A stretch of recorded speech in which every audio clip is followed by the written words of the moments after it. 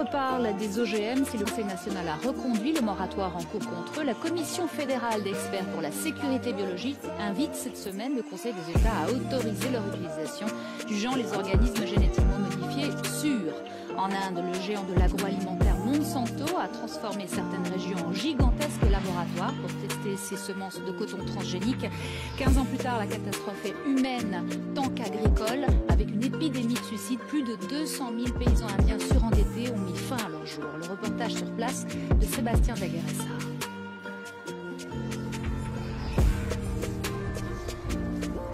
Il y a 2 mois, le mari de cette femme a avalé les bidons de pesticides qu'il devait utiliser pour ses champs. Mon mari s'est suicidé à cause de ce coton. On avait trop de dépenses, ça ne nous rapporte rien. Rien que de voir ce coton, je suis furieuse. Ce coton, du coton Monsanto qui devait l'enrichir, il n'a fait que le ruiner. La compagnie avait promis un miracle agricole dans cette région du centre de l'Inde, des promesses qui ont tourné au cauchemar pour des dizaines de milliers de paysans.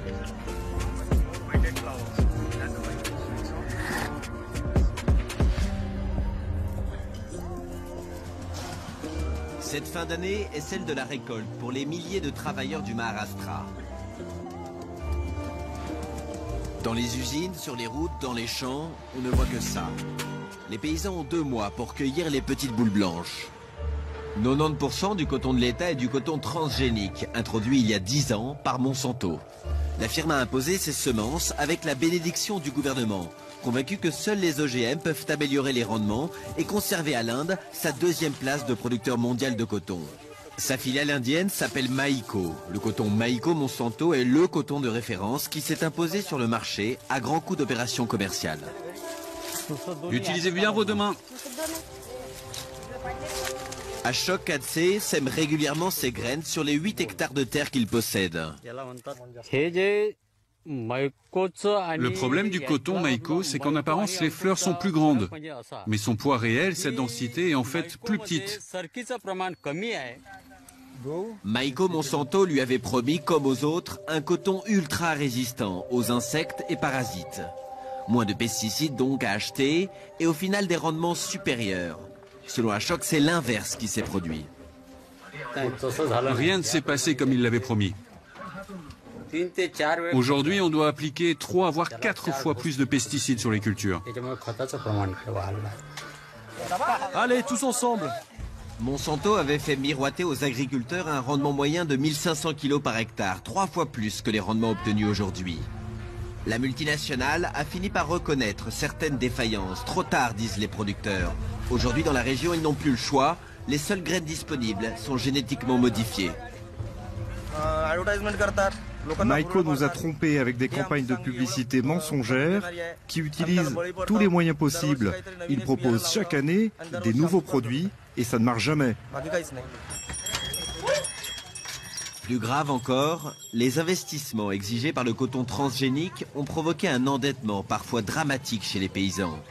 Une spirale sans fin combinée à la chute des rendements. Rien que dans ce village, ils sont 16 à s'être donné la mort, dont 4 cette année. Cette femme vient de perdre son mari la semaine dernière. Il s'est pendu alors qu'elle était au champ. Il ne nous a pas prévenus de ce qu'il allait faire. Il a mangé comme d'habitude, a dormi comme d'habitude, il n'a rien laissé paraître. Sa santé mentale s'est détériorée. Malgré son acharnement au travail, il ne restait jamais d'argent à mon beau-fils. Sans ressources et avec un enfant à sa charge, cette femme part vivre chez ses parents et abandonne les terres de la famille. Les médias indiens parlent aujourd'hui d'épidémie pour évoquer les vagues de suicides de ces petites mains du coton. Déjà 50 000 paysans se sont donné la mort ces 20 dernières années dans tout l'État. Les accusations contre Monsanto ne s'arrêtent pas là. Depuis 2 ans, le surendettement des paysans aurait été amplifié par des pratiques commerciales douteuses de la multinationale.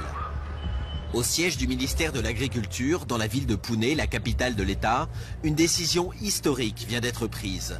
Maïko n'a plus le droit, depuis le mois d'août dernier, de commercialiser ses graines. La compagnie vient de déposer un recours en justice, mais pour l'instant, elle n'est plus autorisée à les vendre. À l'origine de cette décision, les milliers de lettres envoyées par les agriculteurs des 4 coins de l'État contre Maïko, qui aurait illégalement fait monter les prix de ses semences. Nous avons reçu tellement de plaintes l'année dernière que 18 actions en justice ont été lancées contre Maïko. Voici l'homme qui a retiré la licence commerciale de Maïko. Il reproche à la filiale indienne du géant américain ses pratiques commerciales.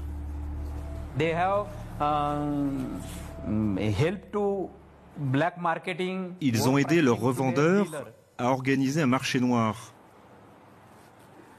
Quand une variété de graines était très demandée dans un endroit, ils ne livraient pas de stock pour ainsi créer une hausse artificielle des prix et ainsi favoriser un marché parallèle. Avez-vous l'impression d'avoir été trompé par eux? Ce sont clairement les fermiers qui ont été trompés. La multinationale a rejeté toutes nos demandes d'interview. Mais nous avons pu nous entretenir avec un revendeur local.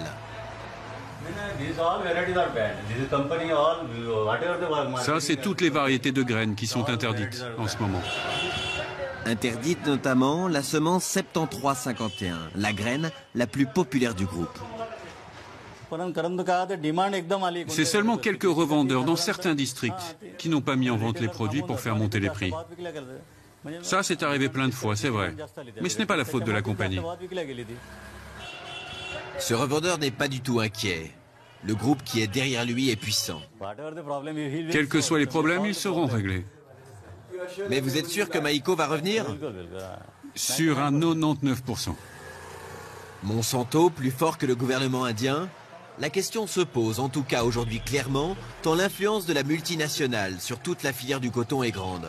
Un poids économique, politique, mais aussi scientifique.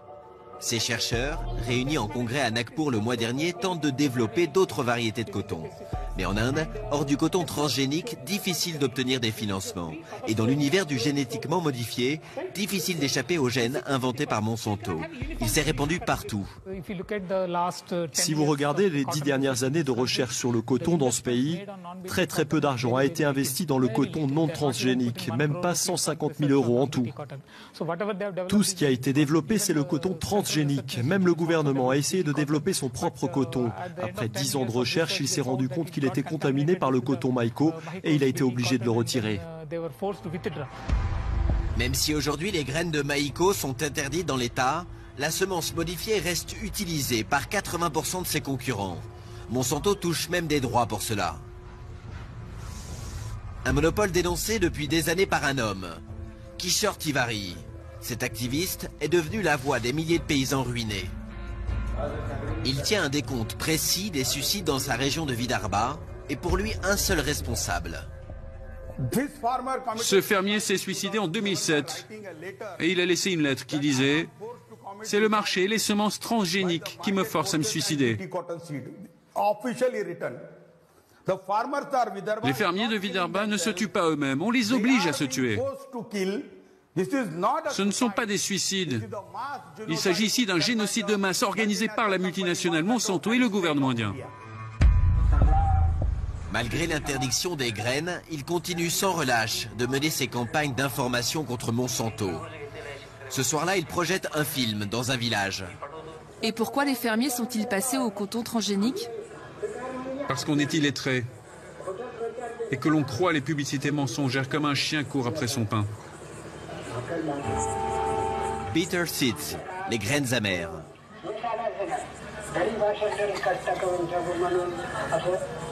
Pour ces paysans, c'est un choc.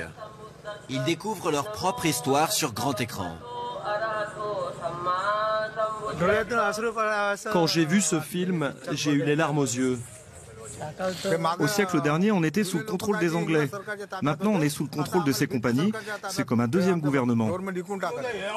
Pour Kishore Tiwari, les autorités ne doivent pas s'arrêter là.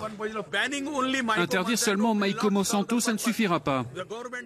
Le gouvernement doit aussi interdire toutes les autres compagnies qui sont alimentées par Monsanto. C'est ça la première action. Ne vous inquiétez pas, on va l'obtenir cette interdiction.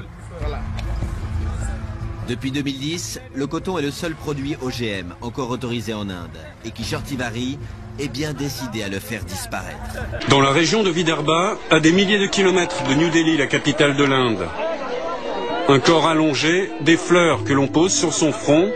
Quelques heures plus tôt, cet homme s'est suicidé. C'était le mari de la jeune Padma. Elle l'a retrouvé pendu ce matin même devant sa propre maison. Il était agriculteur et criblé de dettes qu'il n'arrivait plus à rembourser. Une mort silencieuse, un drame quotidien dans tous les villages. En Inde, depuis 15 ans, plus de 25 000 paysans se sont suicidés, le résultat d'une course effrénée au rendement et d'un mirage, celui du coton transgénique, comme solution miracle. Le piège dans lequel les habitants du village sont tombés, c'est une nouvelle graine qui a fait son apparition il y a 3 ans, venue tout droit des États-Unis. Du coton transgénique, présenté comme la solution miracle à tous leurs problèmes. Encouragé par le gouvernement, dans toutes les campagnes, des publicités comme celle-ci.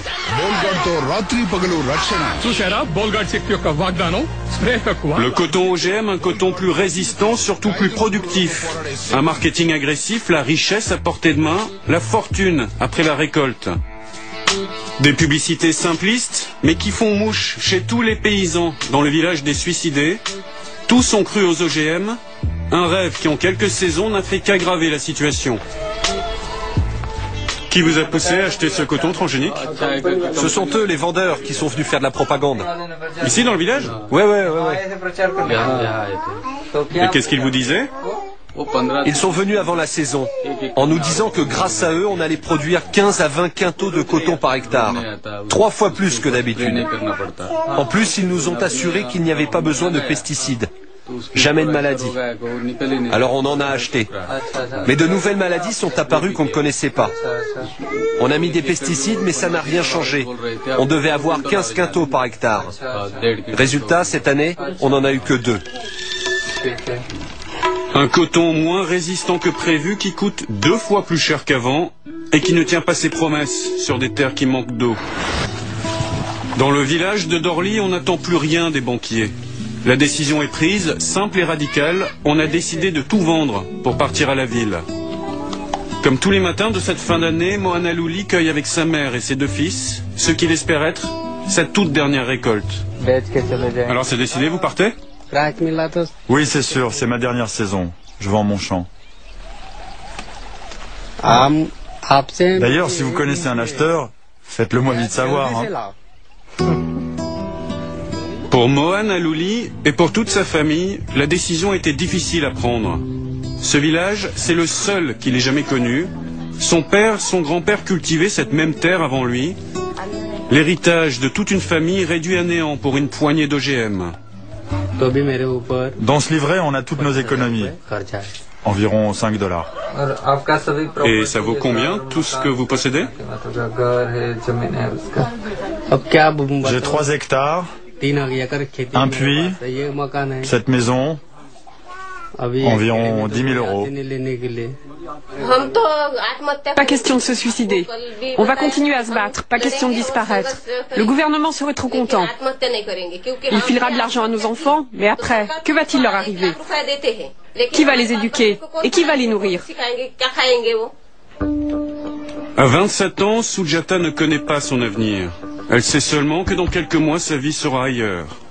Le village entier s'est préparé au grand départ. C'est écrit sur toutes les maisons pour l'acheteur qui pourrait passer par là. Tout est à vendre. Les fermes, les maisons et le bétail. Ce matin, conseil de village. Au pied de l'arbre, tous les hommes sont réunis, plus déterminés que jamais. Personne ici ne gagne de l'argent avec le coton. On n'en peut plus de voir défiler des banquiers dans le village qui viennent nous menacer. Alors on s'est dit qu'on irait tous à la ville pour refaire notre vie là-bas. Même vendre du thé dans la rue s'il le faut. Tout le monde a dit oui ici. Tout le monde est d'accord. Dites-nous ce qu'on peut faire d'autre ici. Au moins en ville, on va trouver du travail, gagner de l'argent. Pour nos enfants, ça sera mieux. Ils auront un avenir. Il n'y a plus rien à faire ici. Peut-être vous le savez, vous. Dites-nous ce qu'on peut espérer ici. On va tout laisser. On va partir. En attendant, on meurt toujours en silence dans les campagnes. Avec le coton transgénique, le nombre de suicides s'est envolé. Cette année, le seuil des 1000 décès sera largement dépassé dans la seule région de Vidarbha.